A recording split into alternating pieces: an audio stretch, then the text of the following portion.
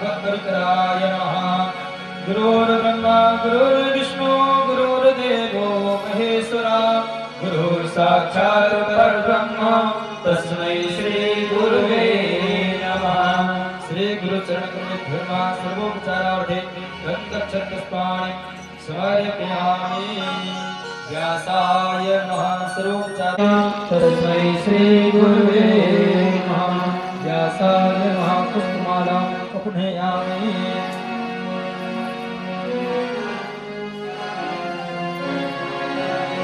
सर्वाः स्वस्तिनः पूषा विश्ववेदाः स्वस्ति नस्तारचो अरिष्टनेमिः स्वस्ति।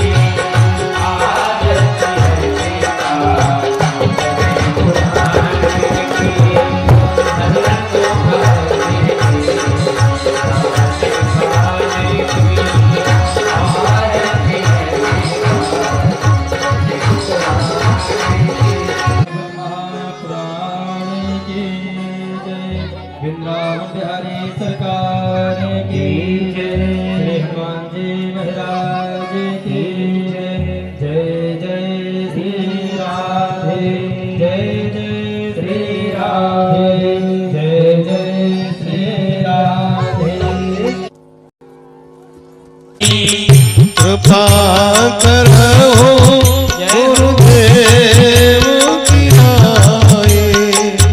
कृपा करो गुरुदेव की नाई। हरे राम राम राम हरे हरे। हरे राम राम राम हरे हरे। हरे कृष्ण कृष्ण कृष्ण कृष्ण कृष्ण हरे हरे। हरे राम जय हो राम राम हरे हरे। हरे राम राम राम हरे हरे। हरे कृष्ण कृष्ण कृष्ण हरे हरे। हरे कृष्ण कृष्ण कृष्ण हरे हरे। राम राम हरे हरे। राम राम हरे हरे। कृष्ण कृष्ण हरे हरे। कृष्ण कृष्ण हरे हरे। राम राम हरे राम हरे कृष्ण कृष्ण हरे हरे कृष्ण कृष्ण हरे हरे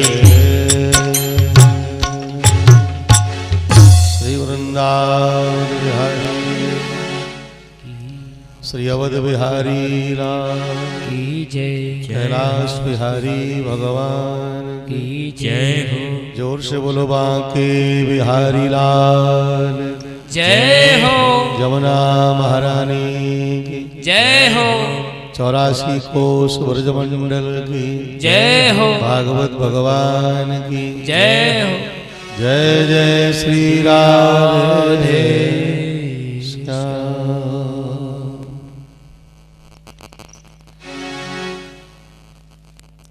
परम आराध्य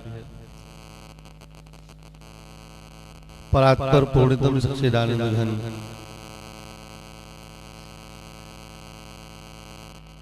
सर्वातीत सर्वेन्द्रियाभिराम लोकाभिराम नयनाभिराम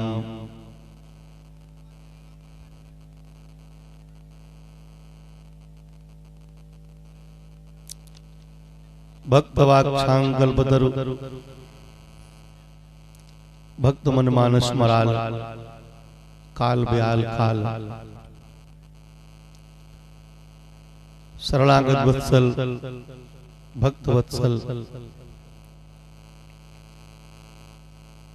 गो गोपीजन प्राण वल्लभ भक्त जन जीवन सार सर्वस्व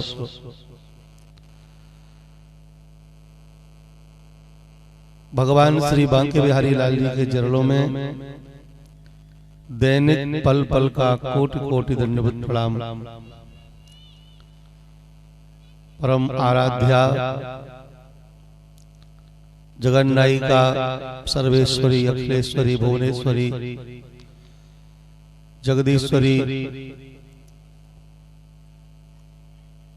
शब्द रचना नागरिका भगवती वेद माता गायत्री के चरणों में दैनिक पल पल का कोटि कोटि प्रणाम।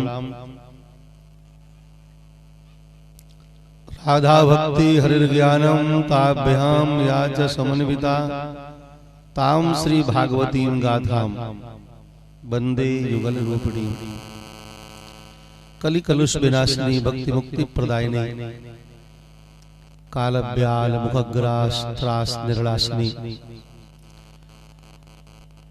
श्रीमद् भागवती वार्ता कथा को कोटि कोटि प्रणाम।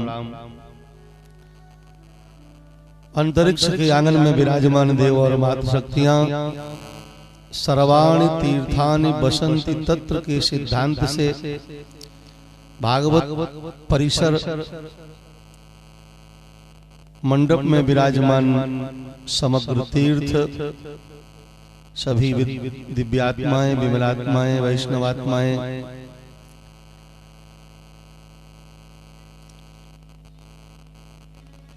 और इस मंडप में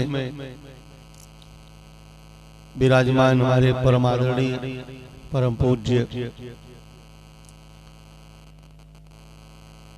भगवत कृपा मूर्ति भगवत भागवत कृपा मूर्ति अतिशय सरलता उदारता साधुता की प्रतिमूर्ति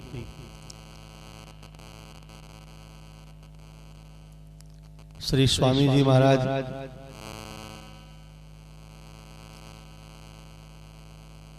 भारत के श्रेष्ठ तीर्थ स्थानों से पधारे सभी संत भगवंत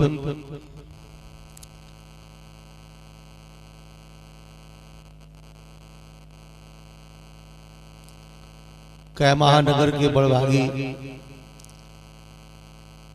बासी जन माई भाई और परम बड़भागिनी माता जी पिताजी पुत्रवती जुवती जगसोई रघुवर भगत जासु सुत होई। बड़ी सरल और सर्व ज्ञात ये अर्धाली है, सर्व ज्ञात है, लगभग सामान्य जन भी जानते हैं। पर इस अर्धाली, इस पंक्ति, इस चौपाई साक्षर अर्थ रूप आज हम लोगों के दर्शन करने का सौभाग्य मिला।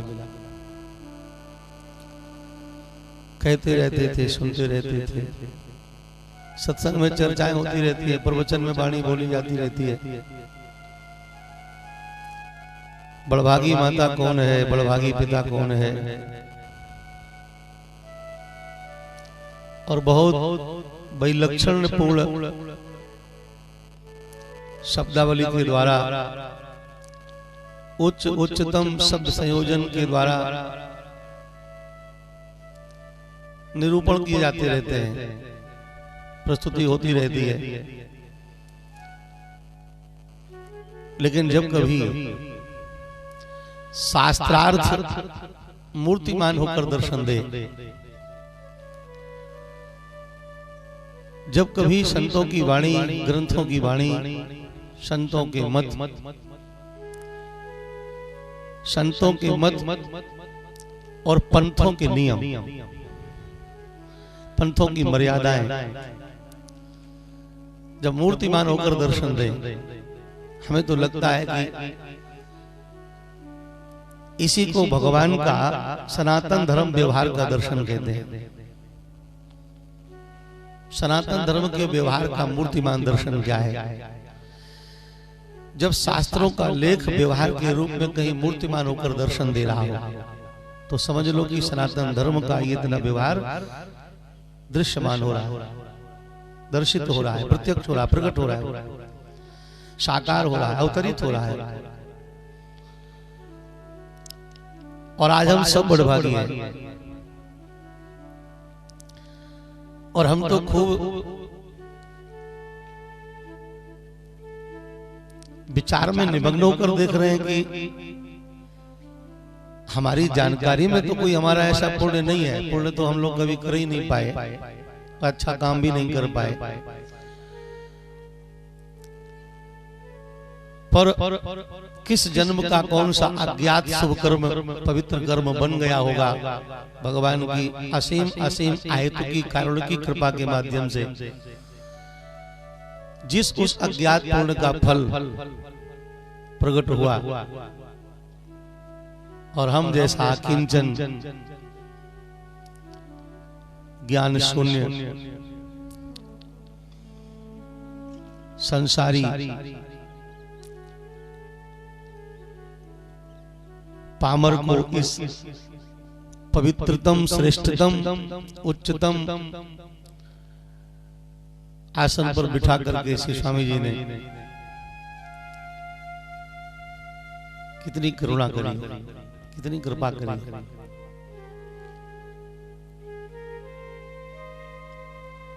शायद ठाकुर जी ने अतिशय कारुण्य की कृपा के माध्यम से इस अकिंचन को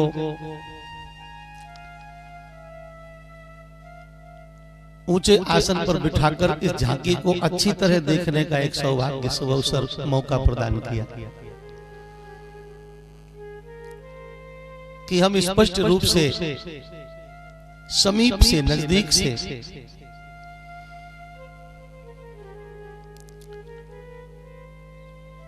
बड़भागी माता पिता का दर्शन कर सकें, और बड़भागी माता पिता के मूर्तिमान भाग्य मूर्ति पुत्र का दर्शन कर सकें।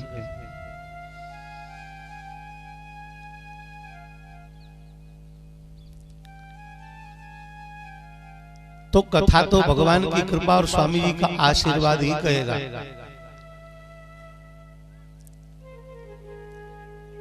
हम तो केवल एक यंत्र बनकर के बैठ गए, जैसे ये यंत्र लगा है ना बीच में, इसके इधर बोलने वाला होता है, उधर बोलने वाला होता है, तो बीच में एक यंत्र लगा है। ऐसे ही हम तो एक यंत्र के रूप में बैठ गए। अब स्वामी जी की कृपा और ठाकुर जी की कृपा, ये कथा आपको सुनाएंगे। हम तो केवल इस प्रत्यक्ष शास्त्र अर्थ का दर्शन करेंगे, जो शायद हमें जीवन में पहली बार देखने को मिल रहा।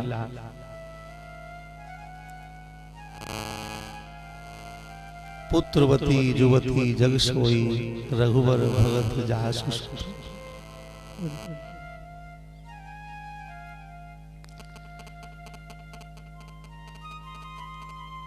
और आप सब भी नगरवासी और जो स्वामी जी के चरणाश्रय भक्त वृंद हैं, वो सब इस दिव्यतम पवित्रतम झांकी का दर्शन करके अपना सौभाग्य अनुभव करें। और ये दृश्य, ये झांकी हमें देखने को मिल रही है। हम यहाँ आ पाए हैं, हम यहाँ बैठ पाते हैं और इस सत्संग सभा के सदस्य बनकर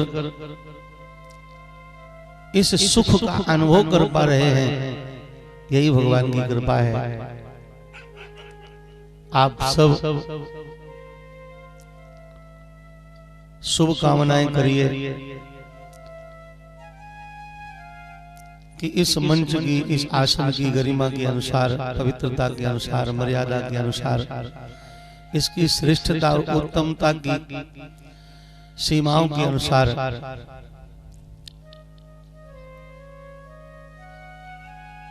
इस अकिंचन दास से सेवा बन सके।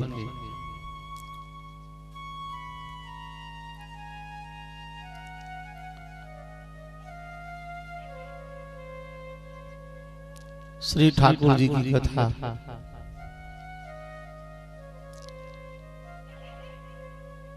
संत भगवंत के चरित्र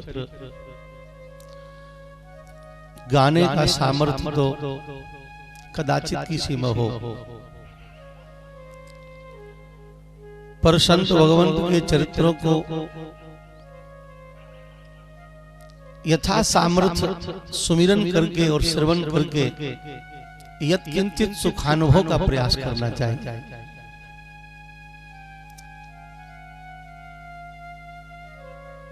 बहुत सुंदर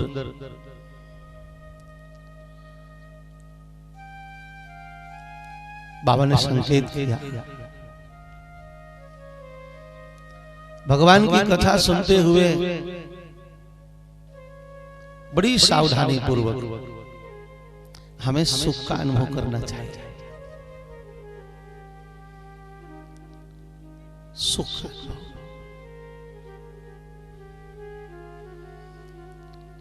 सुनने की पद्धति याद आ रही है।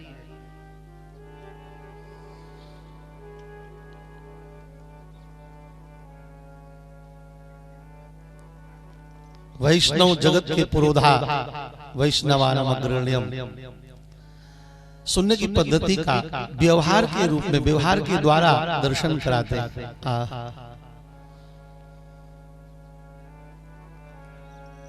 राम कथा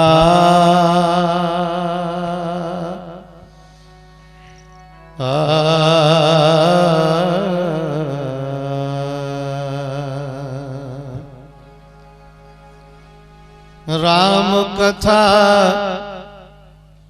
मुनि बरज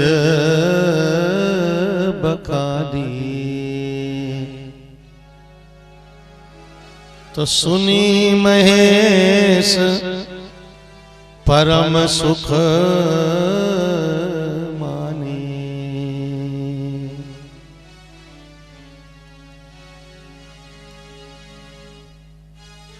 ये कथा नहीं है। वैष्णवानाम अग्रगण्यम भोलेनाथ की कथा सुनने की पद्धति के प्रकार का प्रचार है, प्रवचन है, दर्शन है। कथा कैसे सुननी चाहिए, कथा सुनकर हमें क्या प्राप्त करना है, भगवान को प्राप्त करना है। अगर हम ये विचार करें कि कथा सुनकर भगवान को प्राप्त करना है, तो फिर ये जो विषय संत लोग कहते हैं कि बिना भगवान के मिले कथा मिलती ही नहीं है। पहले ठाकुर जी आते हैं, फिर ठाकुर जी अपनी कथा देते हैं।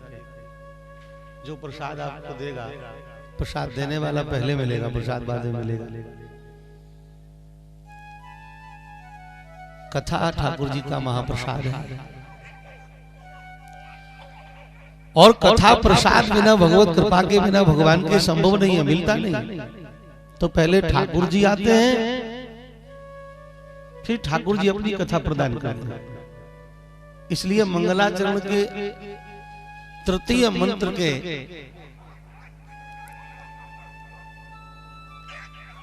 इस पंक्ति में भगवान व्यास विश्वास पूर्वक कहते हैं, श्रीमद् भागवते महामुनि कृते किंबा परैश्वरः सद्यो हृद्यवरुध्यतेऽत्र कृतभी शुश्रूषुभिः तत्क्षणात्। यत्क्षणात् शुश्रूषुभिः, जिस क्षण से हमारे हृदय में भागवत कथा श्रवण करने की इच्छा आती है, उसी क्षण से तत्क्षणात् ईश्वरः सद्यो हृदयवरुध्यते, उसी क्षण तत्क्षणात् उसी क्षण से सद्यः ईश्वरः हृदयवरुध्यते। तो ईश्वर तो प्राप्त पहले हो गया। कथा श्रवणेच्छा मात्र से ईश्वर हृदयगत हुआ, हृदयस्थ हुआ। और जब कथा श्रवणेच्छा मात्र से ठाकुर जी हृदयस्थ हो गए तो कथा क्या है? पहले ठाकुर जी कथा श्रवणेच्छा से हृदय विराजमान होकर फिर अपनी कथा का प्रसाद प्रदान करते हैं। तो कथा ठाकुर जी का प्रसाद, तो ठाकुर जी पहले मिल गए, कथा उनकी कृपा प्रसाद है। तो फिर कथा से अब क्या मिलेगा? ठाकुर जी तो मिल गए, जुगल सरकार तो विराजमान हो गए, हृदयासन पर विराजमान हो गए। और ऐसे भी नहीं, ऐसा भी नहीं कि 1-2 मिनट के लिए, 1-2 क्षण के लिए अवरुद्धते, अवरुद्ध हो गए। हमने एक हिंदी टीका में पढ़ा है, लिखा है कैद हो गए, कैद हो जाते हैं, ये सब लिखा, अच्छा लगा। कैद होने का अर्थ है जो स्वतंत्र ना रहे, अपनी मर्जी से कहीं जा न सके। कैदी कभी अपनी मर्जी से कहीं जा नहीं सकता। ठाकुर जी कैद हो जाते हैं, अवरुद्ध। अवरुद्ध का मतलब है ये बंध जाना।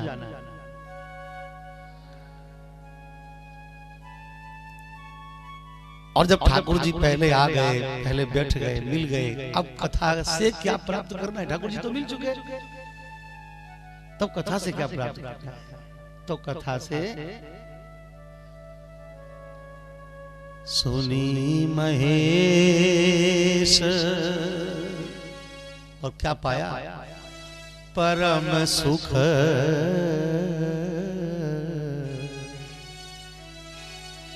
भगवत प्राप्ति का फल है परमानंद, और कथा प्राप्ति का फल है परम सुख। परम सुख। साधु को परमानंद मिले न मिले गर्ज नहीं है, और परम सुख मिले, परम सुख। भगवान नाम का फल आनंद नहीं है, भगवान का फल आनंद है, और भगवान नाम का फल सुख है। इसलिए दोनों का अलग अलग वर्णन है।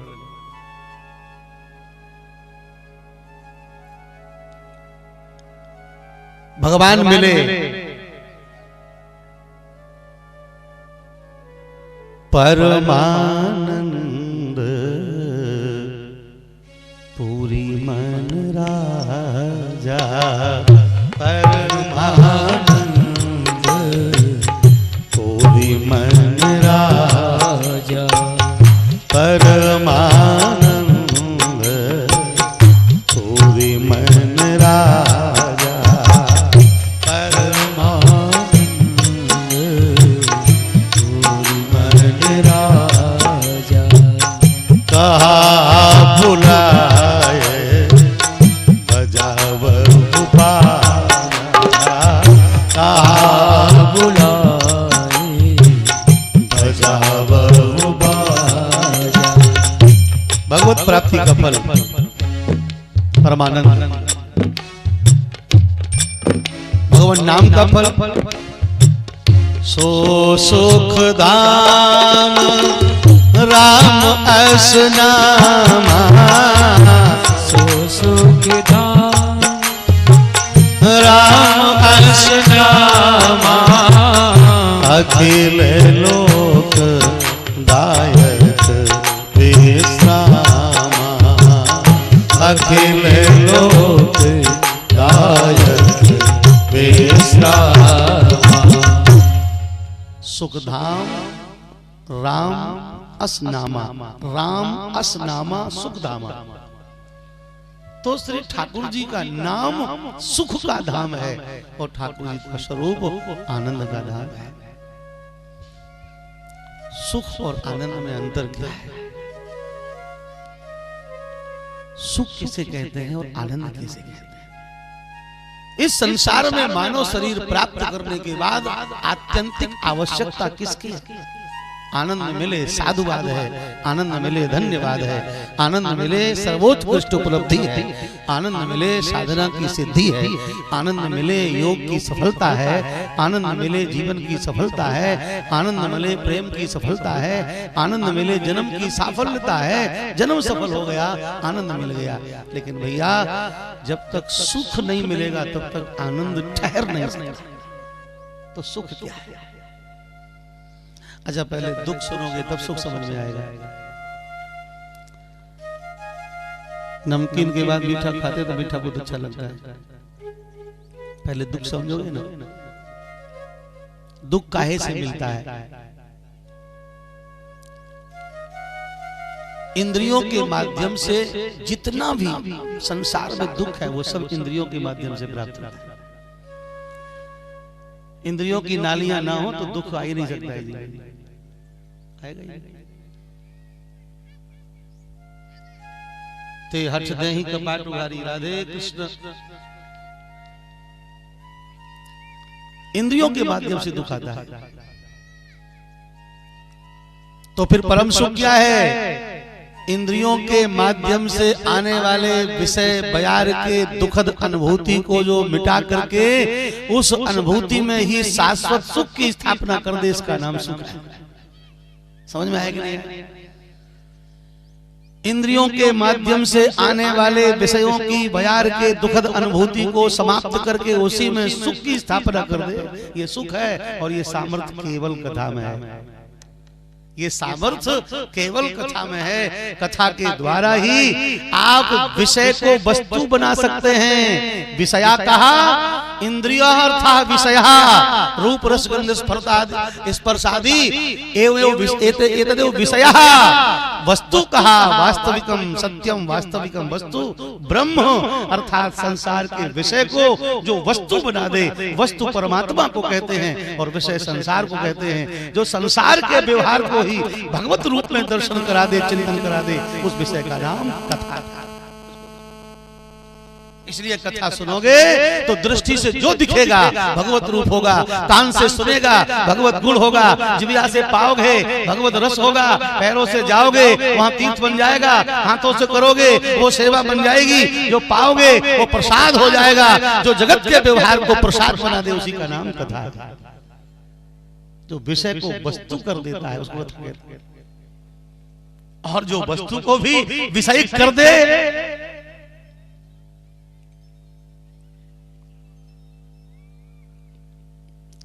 भोलेनाथ सुनी महेश परम सुख माने। तो कथा के सुनने का स्वरूप कथा सुनते हुए सुख का अनुभव होना चाहिए। देखो दो प्रार्थना है। महाराज जी विराजे हैं, कोई अपराध ना बन जाए, छोटे मुंह बड़ी बात वाली अपराध, इसलिए क्षमा मांगते हुए दो बातें निवेदन करेंगे। कथा सुनने में सुख का अनुभव करना चाहिए। कथा सुनते समय सुख का अनुभव हो और नाम जपते समय नाम के प्रति आदर का भाव हो, तो दोनों साधन सफल हो जाते हैं। दोनों साधन। कथा सुनते समय सुख का अनुभव करो कि इस समय हम जीवन का सर्वश्रेष्ठ सुख प्राप्त कर रहे हैं। कथा सुनते समय सुख का अनुभव, इससे अच्छा सुख नहीं है कुछ दुनिया में, इससे बड़ा सुख नहीं है कुछ दुनिया में। ये दुर्लभ सुख, परम सुख हम पा रहे हैं कथा सुन। और जब भगवान का नाम जपो तो नाम के प्रति आदर का भाव होना चाहिए। नाम में आदर और कथा में सुख, अगर ये दो बातें जीवन में आ जाएं तो आप परम वैष्णव हो गए, तो आप श्रेष्ठ वैष्णव हो गए। वैष्णवता के यही दो सर्वोत्कृष्ट लक्षण हैं। कथा में सुख का अनुभव करें और नाम जप के समय नाम के प्रति आदर का भाव हो, अतिशय आदर का भाव, अतिशय आदर का भाव।